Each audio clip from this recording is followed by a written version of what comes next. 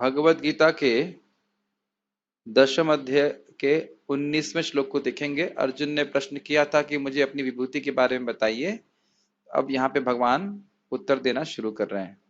आप लोग कोई मेरे पीछे बोलिए माइक पे, कौन बोलेंगे? श्री भगवान वाच भगवानुवाच हन्तते कथयिष्यामि हन्तते कथयिष्यामि दिव्या हि आत्मा विभूतयः दिव्या ह्यात्मा विभूतयः प्राधान्यतः कुरु श्रेष्ठ प्राधान्यतः कुरु श्रेष्ठः नास्त्यन्तो विस्तरस्य मे। नास्तन्तो विस्तरस्य मे। श्री भगवान वाचा अर्थात श्री भगवान ने कहा, हंतते कथयिष्यामि। हाँ, हंत मतलब हाँ। हंत के दो अर्थ हैं। हंत यहाँ पे प्रभुपाद जी ले रहे हैं हाँ, और टीका में लिया गया हंत मतलब करुणा करके। तो एक ही बात है। अगर भगवान हाँ बोल रहे हैं तो अर्थ है भगवान कृपा करके अर्जुन की हित कामना से बोल रहे हैं। हंतते कथयिष्यामि, मैं तुमको कहूंगा। किसके बारे में कहेंगे? कह रहे हैं दिव्या ही आत्म विभूतिया, अपनी अपनी आत्म मतलब अपनी विभूति के बारे में कहूंगा। और कैसी विभूतियां हैं? दिव्या। और दिव्य का अर्थ है उत्कृष्ट। मतलब केवल तृण और पत्थर ही जैसी विभूति नहीं। मतलब कुछ होता है ना, किसी के पास बहुत धन हो, मतलब जैसे कि कुछ और संपत्ति है, तो हम उसकी कोई विभूति बोलते हैं। लेकिन केवल वही इस प्रकार की विभूति के बारे में नहीं बोल रहे हैं भगवान। उन विभूतियों के बारे में बोल रहे हैं जिसके द्वारा उस जगत का संचालन करते हैं, नियमन करते हैं। ये बात है। प्राधान्यतः कुरु श्रेष्ठ, हे कुरुओं में श्रेष्ठ, प्रधान विभूतियों को बोलूंगा। नास्त्यंतो विस्तरस्य में, क्योंकि इनका विस्तार का कोई अंत नहीं है। ये भी भगवान की एक महान ऐश्वर्य है। बड़े बड़े विभूतियां हैं जो भगवान के अंश हैं, और विभूतियों को गिनने का कोई अंत ही नहीं। आपने सुना ही होगा, हरि अनंत, हरि कथा अनंत। भगवान की कथा का भी कोई अंत नहीं। तो हरि अनंत है, लेकिन उनकी जो कुछ विभूतियां जिनको कुछ शक्ति प्रदान करते हैं जगत में, उनको प्रधान रूप से वह बोलेंगे, मुख्य मुख्य लोगों को बातों को बोलेंगे। पढ़ते हैं। रिकॉर्डिंग के लिए रखे हैं, ठीक है। श्री भगवान ने कहा, हाँ, अब मैं तुमसे अपने मुख्य मुख्य वैभव युक्त रूपों का वर्णन करूंगा, क्योंकि हे अर्जुन मेरा ऐश्वर्य असीम है। मुख्य मुख्य क्यों करेंगे? समझ में आ गया आपको? क्योंकि भगवान के वैभव का कोई अंत नहीं है। गीता भूषण टीका। पूछे जाने पर भगवान अब उत्तर देते हैं। हंत का अर्थ है अनुकंपा। अब देखिए, इसका अर्थ हमें सारा समझना पड़ेगा। अर्जुन ने प्रश्न किया था कि केशु केशु च भावेशु चिंतयोसी भगवान मया, मैं किस प्रकार से जगत की वस्तुओं को देख करके, जगत में वस्तुओं को देख करके आपका स्मरण कर सकता हूं। तो भगवान बड़े कृपा से पूरित हुए, और वो अपने भक्त को देख रहे हैं कि भक्त चाहता है कि उनका स्मरण करे, तो किस प्रकार से वो स्मरण करे उसको सहायता करने के लिए भगवान इस प्रकार से बोल रहे हैं। ठीक है। दिव्य अर्थात उत्कृष्ट, न कि तृण और पत्थर आदि। तृण और पत्थर किसी का नियमन थोड़ा कर रहे हैं, किसी को कंट्रोल थोड़ा कर रहे हैं। जैसे आप देखिए कि यहाँ पे कोई डीएम है, तो वह किसके अंतर्गत काम करता है? प्राइम मिनिस्टर या चीफ मिनिस्टर के अंदर। तो चीफ मिनिस्टर की एक विभूति हुई ना डीएम, उनको शक्ति दे रहे हैं, तो आप समझ सकते हो कि चीफ मिनिस्टर की शक्ति उससे कहीं अधिक होगी। ये बस समझ है। मैं केवल प्रधान विभूतियों का ही वर्णन करूंगा, क्योंकि इनका कोई अंत नहीं है। तो स्पष्ट है, विभूति का अर्थ है विलक्षण ऐश्वर्य, जिससे भगवान पूरे विश्व का नियंत्रण करते हैं। आपको याद हो अगर, तो प्रहलाद महाराज की स्तुति में आया था, विभावयसी हंसी। विभावसी मतलब पालयसी। किस प्रकार से भगवान भगवान विभिन्न अवतारों के द्वारा इस जगत का पालन करते हैं, और हंसी जो असुर प्रकार के लोग हैं उनका मारते हैं, और इस प्रकार से भी जगत का पालन होता है। अमर कोश के अनुसार विभूति का अर्थ है धन और ऐश्वर्य। विभूतिर भूतिर ऐश्वर्यम। प्राकृत अर्थात सामान्य, और अन्य प्राकृत अर्थात असमान वस्तुओं को विभूति के रूप में प्रस्तुत किया जाएगा। मतलब कुछ विभूतियां अल्प शक्ति वाली होंगी, और कुछ विभूतियां महान शक्ति वाली होंगी। यस, इन सभी वस्तुओं को कुछ मात्रा में भगवान का स्वरूप समझना होगा, क्योंकि वे भगवान की सर्व ईश्वरता को इंगित करती हैं। भगवान सबसे बड़े ईश्वर हैं, ठीक है, लेकिन जब हम देखें कि इस जगत के ईश्वर जिनका हम अनुभव कर पा रहे हैं वो भी कितने महान हैं, और जब हम यह सुने कि ये भगवान की विभूति हैं, तो भगवान के प्रति प्रेम बढ़ेगा कि नहीं। और जैसे आपने सूर्य को देखा, आज देखा होगा, आप खाली इतना विचार करिए, अरे सूर्य का तेज कितना अधिक है कि नहीं। और यह सूर्य का तेज अगर भगवान कृष्ण से आता है, अगर मतलब गीता से सुनते हैं, तो भगवान कितने महान होंगे।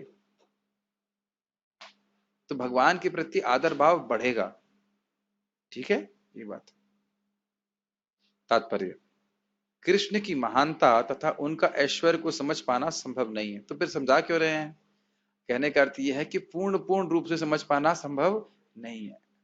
यह तो हमको समझ में आ रहा है, हमने सुना कि सूर्य का तेज भगवान के तेज से आ रहा है, लेकिन अब ये थोड़ा समझ में आ रहा है कि भगवान का तेज है कितना। अरे ये भी क्या समझ में आ रहा है कि सूर्य का तेज कितना है। लेकिन भगवान की महानता को समझते हैं तो हमारे हृदय में नम्रता आती, मेक सेंस, और हम भगवान के शरणागत होते, भगवान महान है और मैं छोटा हूं, मुझे उनकी सेवा करनी चाहिए। ये समझना बहुत जरूरी है बद्ध जीव के लिए, क्योंकि बद्ध जीव हमेशा ही अपने आप को भगवान का कॉम्पिटिटर, क्या कहेंगे हिंदी में, प्रतिस्पर्धी समझता है, अपने को केंद्र में बना के रखना चाहता है, अपने को नियंता मानता है। और कोई भी स्थिति जिसमें व्यक्ति को नियंता बनने के लिए सुविधा प्राप्त हो, उसके लिए वह कैसी भी तपस्या करने के लिए तैयार है। हिरण्यकश्यप का उदाहरण देख रहे हैं ना, हिरण्यकश्यप की तपस्या और प्रहलाद महाराज की तपस्या में किसकी बड़ी तपस्या है, हिरण्यकश्यप की, लेकिन लाभ किसको अधिक प्राप्त हुआ, प्रहलाद महाराज, भगवान के विरोधी में चलना चाह रहा था। उस प्रकार की किसी भी तपस्या को करने के लिए जीव बहुत उद्यत रहता है, पसंद मतलब उत्साहित रहता है भोग प्राप्ति करने के लिए। लेकिन भगवान के शरणागत होने में कोई तपस्या नहीं है, लेकिन वह करना नहीं चाहता। तो इसलिए जानना है कि मैं भगवान के कभी बराबर नहीं हो सकता हूं, शरणागत आसानी से हो सकता हूं। जीव की इंद्रियां सीमित हैं, अतः उनसे कृष्ण के कार्यकलापों की समग्रता को समझ पाना संभव नहीं है। ध्यान दीजिएगा, यहाँ ये नहीं लिखा है कि कृष्ण के कार्यकलापों को समझ ही नहीं सकते। क्या लिखा है, समग्रता, टोटलिटी में पूरी तरह से भगवान को कोई नहीं समझ सकता। इसका अर्थ क्या है, इसका अर्थ यह नहीं कि आप समझ ही नहीं सकते, समझ सकते हैं, लेकिन ये नहीं कि पूरी तरह समझ सकते। तो भी भक्त जन कृष्ण को जानने का प्रयास करते हैं, किंतु यह मानकर नहीं कि वे किसी विशेष समय में या जीवन अवस्था में उन्हें पूरी तरह समझ सकेंगे। बहुत इंपॉर्टेंट पॉइंट। देखिए, इस जगत में एक प्रश्न है, इस जगत में हम किसी वस्तु को पूरी तरह समझना क्यों चाहते हैं। ये बहुत थोड़ा सा कठिन प्रश्न है, जरा विचार कीजिए। इस जगत में हम किसी वस्तु को पूरी तरह समझना क्यों चाहते हैं, एक साथ बताइए, उसको हम कंट्रोल कर सकें। बहुत अच्छा उत्तर, वेरी गुड। ताकि हम उसको नियंत्रित कर सकें। जब आपके पास एक स्मार्टफोन आता है तो तुरंत आप उसको जानना का प्रयास करते हैं, हम अच्छे से समझ लें ताकि हम उसको चला सके ठीक से। और ऐसे ही पंखा, कूलर, एसी, हर जगह हम उसको ठीक ठीक समझना चाहते हैं कि नहीं, और उसका उद्देश्य क्या है, हम उसको नियंत्रित कर सकें। तो क्या इस प्रकार से भगवान कृष्ण को पूरा आप समझ सकते हैं, कभी नहीं समझ सकते। हम भगवान को समझने का क्यों प्रयास कर रहे हैं, ताकि भगवान के प्रति प्रेम जागृत हो, सेवा भावना जागृत हो कि भगवान इतने महान है, उनकी सेवा करो। जैसे हमने एक छोटी सी बात सुनते हैं कि भगवान अपने विग्रह के द्वारा भी हमारी सेवा स्वीकार करते हैं। अब हम यह नहीं समझ पा रहे वो कैसे करते हैं, लेकिन यह सुन करके हमारी सेवा भावना जागृत होती है, हम भगवान की सेवा करते हैं। ये आप नहीं समझ सकते कि वो कैसे सेवा स्वीकार करते हैं, एटलीस्ट हम इस अवस्था में नहीं समझ सकते। ठीक है, बल्कि कृष्ण के वृतांत इतने आस्वाद्य हैं कि भक्तों को अमृत तुल्य प्रतीत होते हैं। इस प्रकार भक्तगण उनका आनंद उठाते हैं।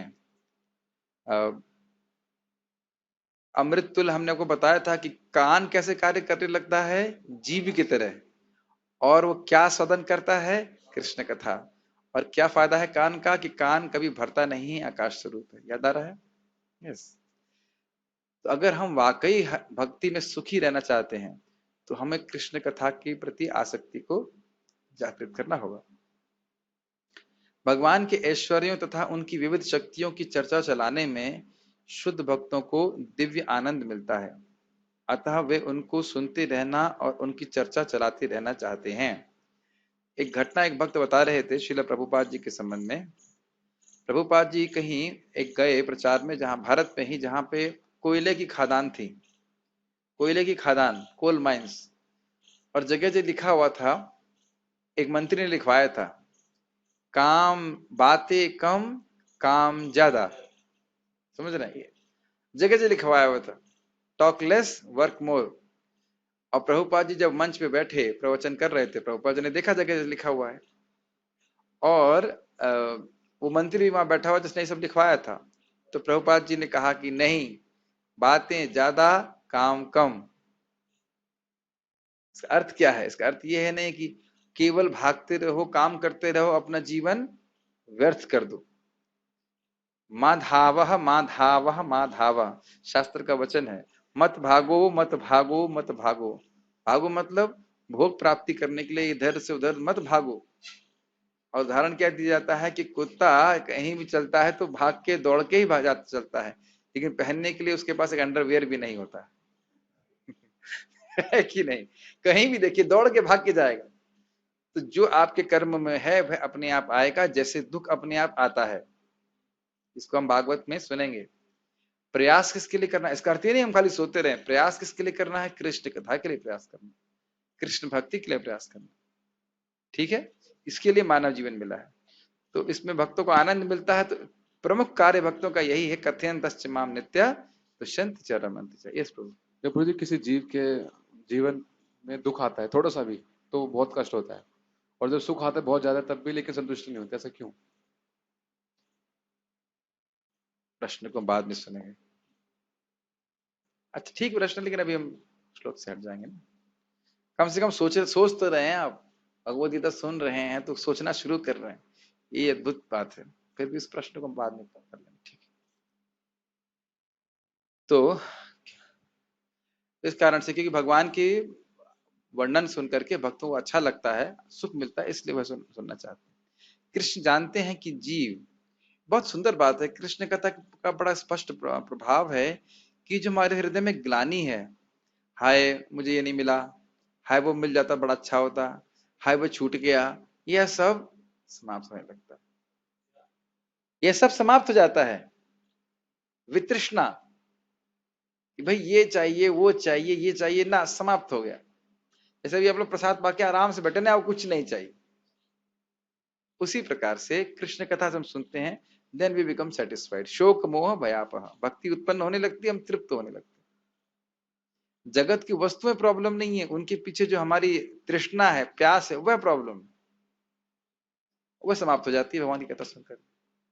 इसीलिए परीक्षित महाराज जब सुखदेव गोस्वामी से सुन रहे थे तो कह रहे थे कि मैंने आज तक केवल दुख भोगा है, कोई सुख प्राप्त नहीं किया, अब सुख अनुभव कर रहा हूं। जो पूरे विश्व का राजा था, सोचिए, वह कह रहे हैं कि कृष्ण कथा मैं केवल दुख भोगा हूं, और भक्त भी थे। आज मुझे केवल आपके मुख से मैं कृष्ण कथा सुन रहा हूं तो मुझे लग रहा है कि अब मुझे बहुत सुख है, और मुझे डर नहीं है कि सर्प आए और काटे और कुछ भी नहीं। तो यह भगवान के महान भक्तों की अवस्था होती है, उनको हमेशा कृष्ण कथा नवीन लगती है। कृष्ण जानते हैं कि जीव उनके ऐश्वर्य के विस्तार को नहीं समझ सकते, फलतः वे अपनी विभिन्न शक्तियों के प्रमुख स्वरूपों का ही वर्णन करने के लिए राजी होते हैं। राजी होने का अर्थ था हंत, हाँ मैं कहूंगा। और ये क्यों हुआ? भगवान अनुकंपा वश इस प्रकार से करें। दोनों अर्थों को हम सामंजस्य समझ रहे हैं। प्राधान्यता शब्द अत्यंत महत्वपूर्ण है, जबकि उनके स्वरूप अनंत हैं। इन सबको समझ पाना संभव नहीं है। समझ में आ रहा है? मुख्य मुख्य विभूतियों का वर्णन किया जाएगा। जैसा कि आपने भगवत गीता में, सॉरी, श्रीमद् भागवतम प्रथम स्कंद के 3 अध्याय में सुना था ना, उक्त अनुक्त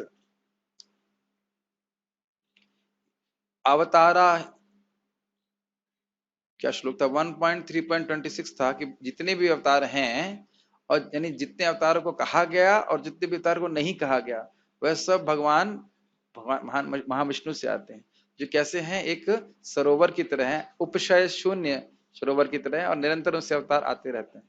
अवतारा ही असंख्येया हरे सत्व निधे इत्यादि। इस प्रकार से। अब तो यहाँ पे वहां पे भी वर्णन हुआ था कि सारे अवतारों का वर्णन नहीं हो पाया, जो अवतारों का वर्णन हुआ और जिनका नहीं हुआ वो सभी भगवान महाविष्णु के अंश हैं, गर्भोदक विष्णु के अंश। उसी प्रकार से प्रधानतः विभूतियों का वर्णन किया जा रहा है, सारी विभूतियों का वर्णन संभव नहीं है।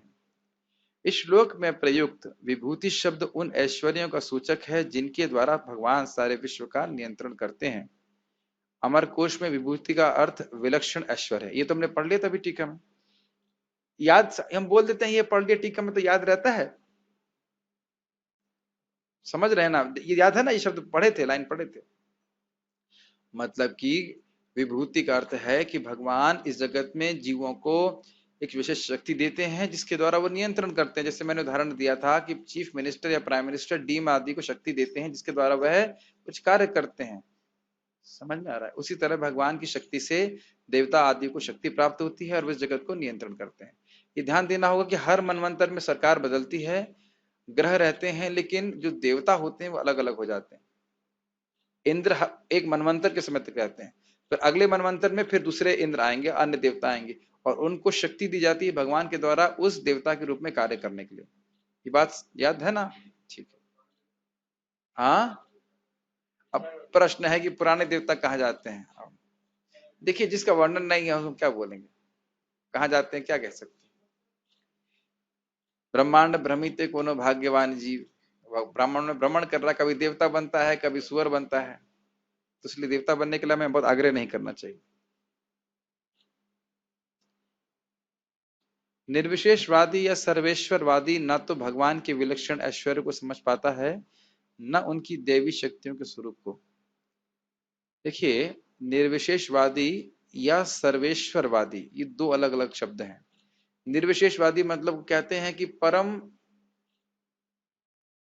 परम सत्य निराकार है और उससे बहुत सारे स्वरूप प्रकट हो रहे हैं और वो सारे स्वरूप जो हैं वो एक ही शक्ति के समान है, सबकी शक्ति एक ही है, इस प्रकार की बात बोलते हैं। सभी ईश्वर हैं, जिसको तुम मानो वही ईश्वर है, कोई विशेष नहीं है। समझ में आ रहा है नहीं आ रहा?